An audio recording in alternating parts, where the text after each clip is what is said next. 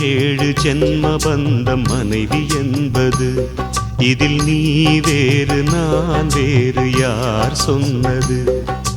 கல்யாணமே ஒரு தெய்வீகமே, சம்சாரமே அதன் சந்தோஷமே, ஒரு வான் நிலவும் பிரிந்து வாழுமா?